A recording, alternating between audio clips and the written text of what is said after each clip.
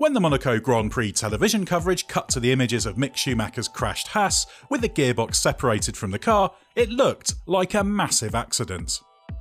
As AlphaTauri driver Pierre Gasly, who passed the accident scene shortly after it happened, said, it was shocking to see the gearbox, complete with rear suspension, wheels and rear wing, completely detached from the car. But replays showed that it was not as big an accident as first feared. While it wouldn't have been a fun ride for Schumacher, the size of the impact was nothing out of the ordinary in F1 terms, and certainly nothing compared to the 33G impact he suffered when he hit the wall during qualifying for the Saudi Arabian Grand Prix earlier this year.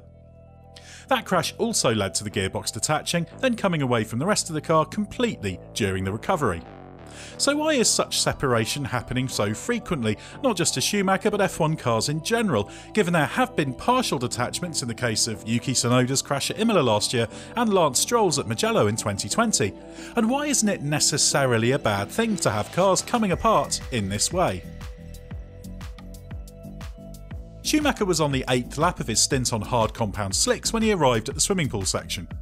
All seemed normal, but as he exited the first left-right, he was a little bit wider than normal.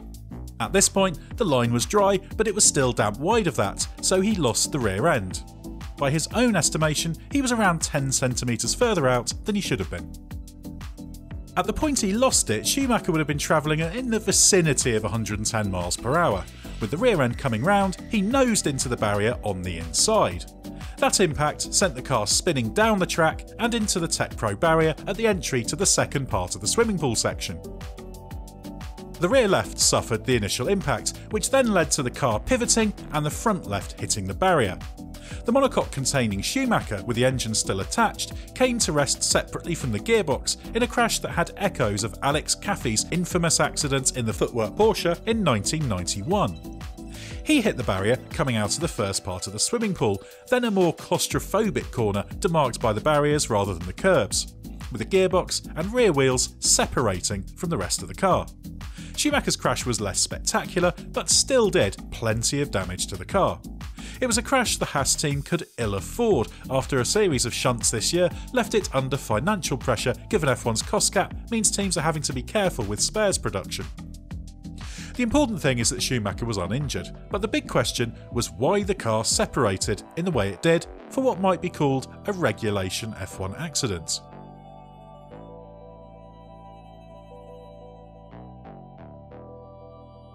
With plenty of photographs and video available of the crash, we set the race's technical expert Gary Anderson, who conducted plenty of analysis of accidents during his long F1 career, on explaining what happened.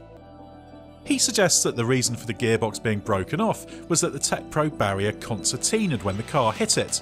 Tech Pro barriers comprise segmented polyethylene blocks that are designed to be shaped to match the demands of any circuit, each of which can move independently to create this effect.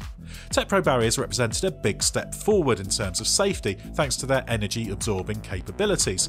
This was most famously showcased at Sochi in 2015, when Carlos Sainz crashed his Toro Rosso head-on into the turn 13 barriers at 153 km per hour during FP3, registering a 42G impact. He was able to race the next day.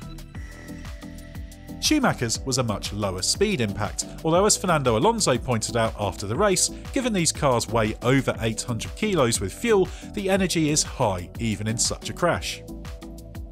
But gearbox separation is something that is accounted for in the rules. This is where Romain Grosjean's famous Fari shunt in the 2020 Bahrain Grand Prix, also in the Haas, comes into it. When he hit the barrier, with a monocoque passing through it, the engine and gearbox were torn off, taking with it the rear chassis bulkhead. This damaged the fuel tank. This led to the FIA modifying the regulations to ensure that the rules made it easier for the gearbox to come away from the engine rather than the entire engine and rear end breaking off. The Formula 1 technical regulations define the engine to chassis and gearbox to engine interfaces very tightly. In the case of the gearbox, either 4 or 6 connecting studs are mandated. The crash wreckage from Schumacher's car at Monaco reveals the 4 studs used to attach the gearbox, which appears basically intact, to the car. But as Gary Anderson points out, there's no parts of the engine attached, which suggests the fixing studs have either broken or their retaining nuts came off under the load of the impact. So while it's not quite correct to say the cars are designed and regulated in a way that means you want the gearbox to be ripped off, they do mandate that this has a lower threshold of failure than for the engine to monocoque connection. The FIA will analyse this accident in depth and incorporate the learnings it takes from it into future regulations and barrier design. But while the crash did appear unusual, the car did separate as intended. The FIA collects huge amounts of data from all F1 accidents. This comes from a variety of sources, including video cameras, both broadcast and the high-speed camera pointed at the driver, the accident data recorder, and biometric data collected by measures such as the mandatory in-ear accelerometers worn by every driver. Absorbing the energy of an impact and preventing it being transferred to the driver is what accident safety in motorsport is all about. F1 has made significant progress over the past 3 decades, particularly after the deaths of Ayrton Senna and Roland Ratzenberger in 1994. This means knowledge of the biometrics and kinematics of accidents has grown exponentially in this time. As a general trend, data gathered in recent times shows a significant difference between the peak impact felt by the car and the G-force measured by the in-ear accelerometers that's felt by the driver. Schumacher will have benefited from this in the Monaco crash, partly because of the energy absorbed by the gearbox detaching rather than transferring that to the rest of the car. Energy absorption is achieved by a combination of the barriers and deformable crash structures, the best example of which is the nose cone. This has to meet strict criteria in terms of the extent of the deformation, but is designed to absorb the energy of a head-on impact. Similarly, the side impact protection system, known as SIPs, spurs mounted on the side of the car, which were first introduced in 2014 and have been updated since, are designed to absorb impact and reduce the load transferred to the driver. But components like the gearbox and bodywork breaking away or being damaged also play a crucial role in absorbing this energy and minimising the risk to the driver. It's not simply about making a car strong, it's about having a controlled deceleration amid the savagery of an accident. And while ideally you don't want a gearbox separating from the car given the danger it creates for other drivers arriving on the scene, if that avoids the risk of a more serious accident, it's a net safety gain. You can never guarantee absolute safety, it's all about reducing the overall risk.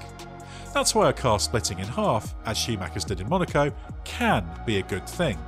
Often, the longer and more spectacular an accident is for a given speed, the better it is for a driver. A principle that means there's plenty of drivers in F1 and the whole world of motorsport still around today who have reason to be very thankful for the FIA's safety push in recent decades.